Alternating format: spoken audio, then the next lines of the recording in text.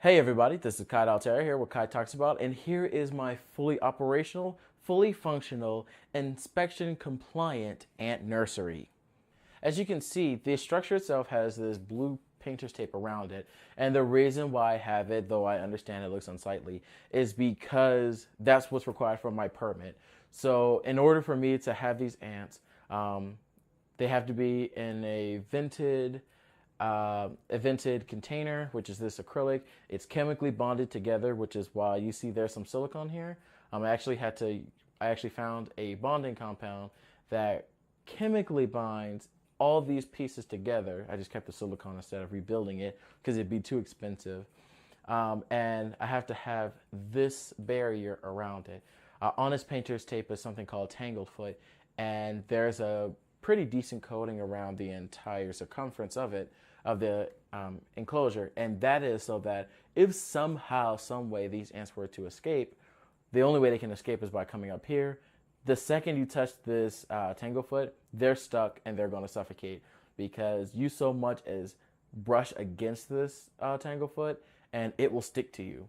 And it's pretty annoying to deal with. When I first started using it, I got stuck, like a lot of my clothes got stuck onto because of it, but it's fine now that I know how to use it, wear my PPE, my gloves and goggles, and now I can use it with ease. So if you look, you can see there are two different containers in here. Here, the test tubes are my small colony, super small colony, like founding colony. And here, these black boxes are what I call the compound. So the test tubes, the founding colony stage, is where I have just a single queen typically with one or two workers, and she's basically developing her brood.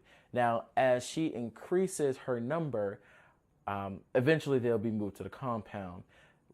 The queen can have around 0 to about 10 or 11 workers, but when it gets to the point where it's difficult to feed them, giving them their honey water, which I'll show you in a little bit, without risking them escaping, I just move them into the compound. So what I'm actually going to do is I'm going to take this out briefly just so I can show you guys how it works. So now, don't have to worry about anything because this is fully contained as well. It just has like some oatmeal, this bedding, this substrate is still in here, but this is fully sealed.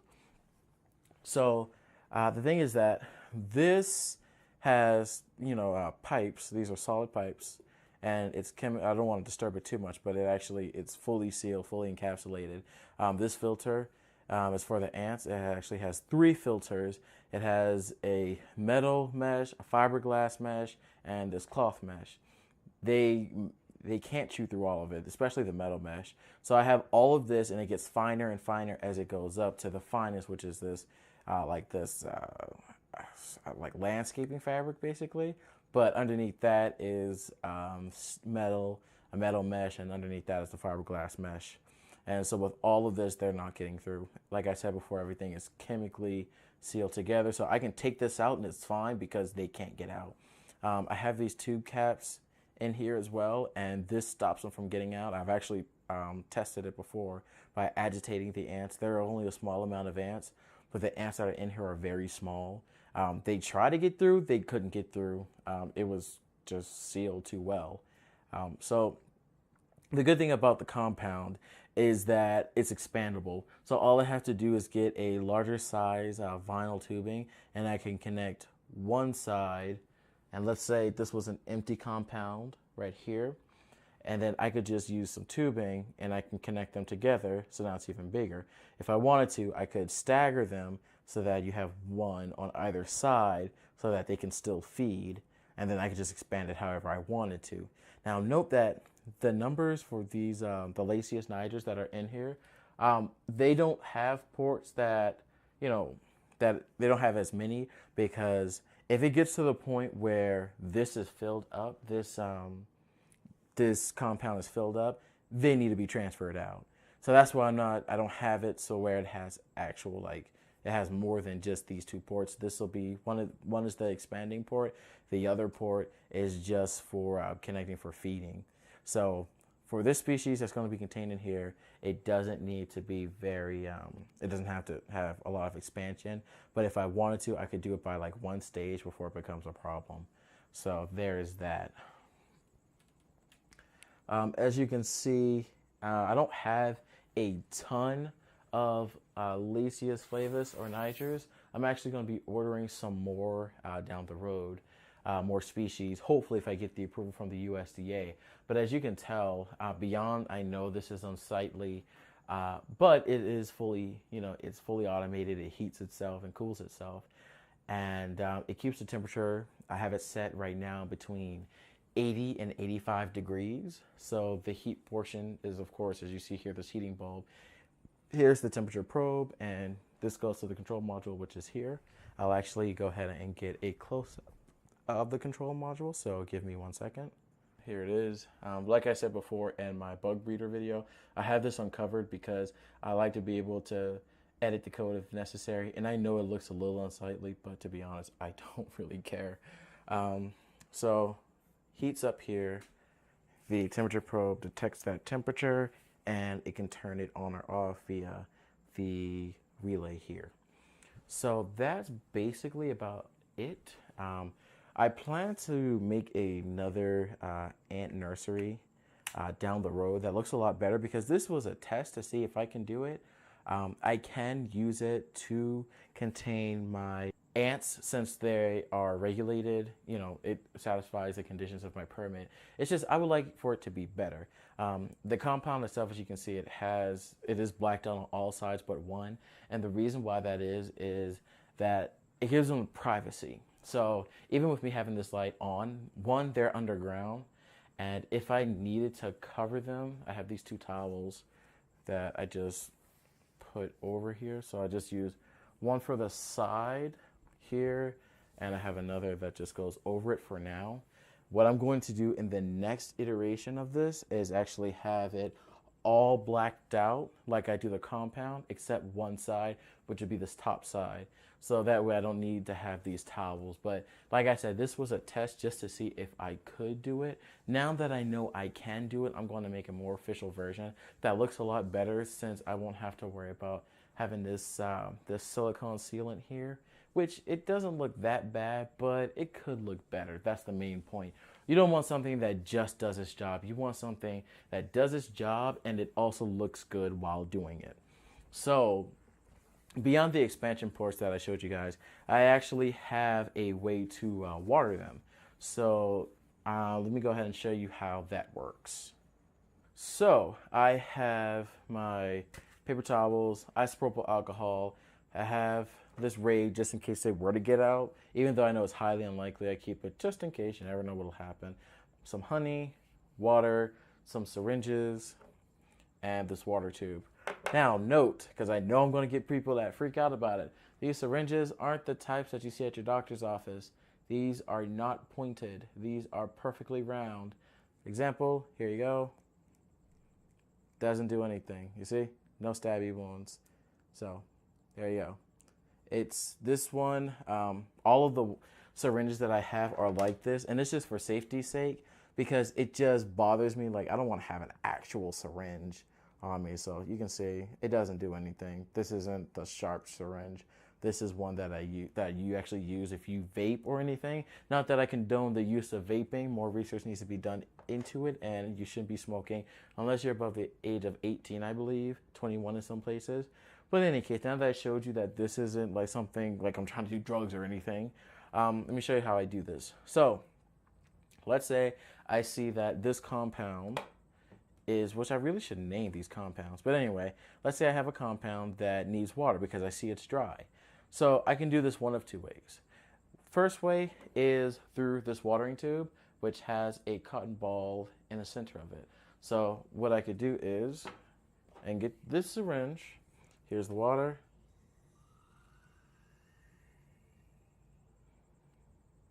Suck it up. Here you can see there's actually water in here. Squirt a little bit out for you guys. There you go. So get that, and I can just put it in here, fill it up. Oh, that's actually in a cotton tube. I need to take the cap off, so let's take the cap off first. Silly me. Sorry, guys. And just dump that in there like that. Get syringe. Cool. That should be enough water. Let's get a little bit more though. So.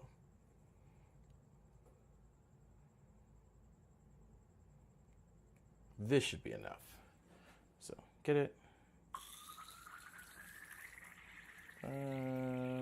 That'll be perfect. Cool. I also have this bigger one, which contains a lot more water, but I just decided to use a narrower one. So I get it, get the cap, put it in, and now it's fully contained. And this is also chemically sealed. I have a sleeve that goes over this, and it's chemically bonded. Like there's no way I'm separating this. And then all I have to do is look, make sure there aren't any ants on there. I know there aren't already because I already checked before I even did this video. They're still all underground.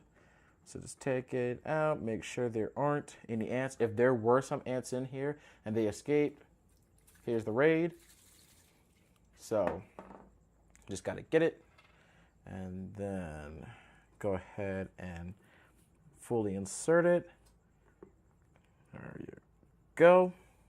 Now, the good part is that before I even made this video, I made sure you have to force the tubing inside of each other, because had I not already pre-fitted this before I made this video, it would have been hard to shove it in there, because the space between one tube and another, they're actually a little larger than each other. And I did that for extra security, so I can actually have the tubing fit in and stick out like this without risking the ants being able to escape. So to be honest, it's a pain in the ass when you first trying to get this to fit. But once you get it to fit, it'll maintain that perfect shape. And this is how it looks. And all you have your two tubing caps, which cover the tubes here. And I'm actually making some of the soil move around with the discharge, with the electromagnetic field from rubbing it. I'm building up a charge, and it's actually moving some of the soil, which is kind of funny. And this is how it looks. Now, I know it doesn't look the best.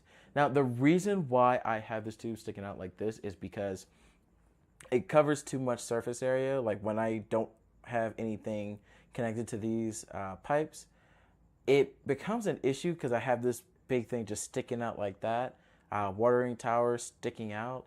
And the problem that I found is that when you have this on its side, sometimes it just leaks out all the water. And the last thing I need is for the compound to get flooded and then ants start dying.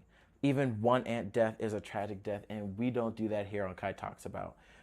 We're not going to engineer situations to create unnecessary danger, except danger that must exist per USDA regulation or to maintain the security and full functionality of our nursery and ant enclosure system.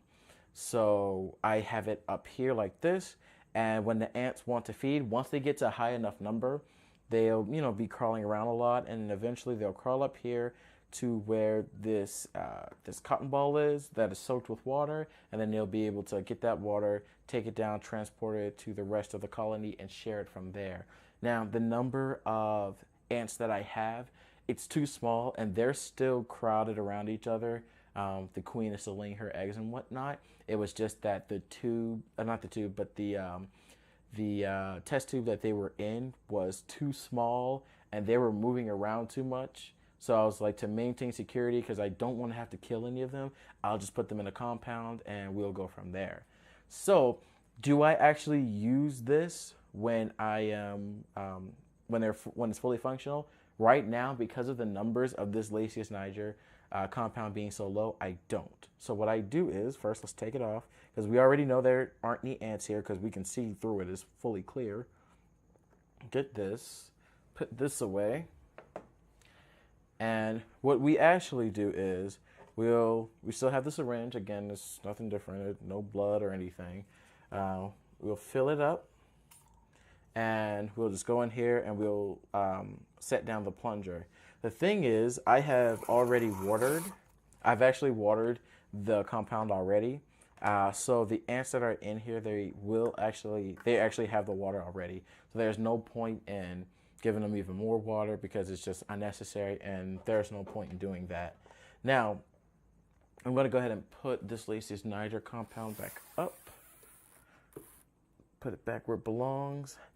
The next thing would be feeding the queens that are in their test tube, which let's just call it the founding tubes. I don't feel comfortable taking them out because when I normally do it, I have them inside of the nursery. So what I'll do is just switch the camera back to the nursery and we'll go from there. So here we are, we're back at the nursery. Now, like I said, this is simulated because all the queens have already eaten for the week. So what I would normally do is I would get this is a Lace's Flavus queen here. I'll put it to the side for you guys. I would slowly take the cotton ball out. Okay, cool. She's not freaking out. And I'm very gentle about it, but they are so accustomed to it now that they don't really freak out as much as they used to. Now I'll get the syringe. And I have to do this at an angle so you guys can kind of see me well. And I'll insert it. Actually, I'll just give her a little bit. Well, nah, I shouldn't. So I'll go ahead and put this in here. And then I would press down the plunger a little bit. So there's a drop of honey. And I slowly take it out. She's already reacting because she smells the honey. Now she's looking for it. So let's get this. And we'll cover that baby right back up. So I think they are hungry. So after I shoot this video, I'm going to go ahead and feed them again because, yeah, she's searching around frantically for that honey. And I know because I've dealt with them for a while, a couple of months, when they're actually freaking out due to fear and freaking out because they smell food. So she was just freaking out because she smells honey. I can actually still see her. She's like scouring the ground looking for that honey. So that tells me that she wants more, which means that the rest of the queens probably want more as well. So since I'm done with this, I'm going to go ahead and just put this honey water back into the honey water jar, the honey jar, let's call it that. And that's basically it. So they're going to be in here, the queens are going to be in their founding test tubes for a couple of months until they have some good nanitics. I believe that's how you pronounce it. I'm bad with pronunciation. Sorry, guys. But once they get to large enough numbers, they're going to move into the compound, which needs names. I'll figure out some names later. And then once they get too large for the compound and the expanded compounds from there, they're going to go into their actual enclosure, their own individual enclosure away from the nursery, because this entire structure is the nursery. Here's your founding tube. Here are your two compounds. And then separate from this will be their actual enclosure. The reason why I don't have an enclosure even made is because there's no point, because these ants have a good, I would say, at least a year if they all survive.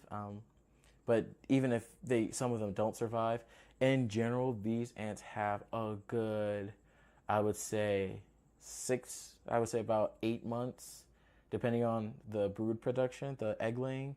Yeah, they have a good year or so before they even get to the point where they get moved to the compound.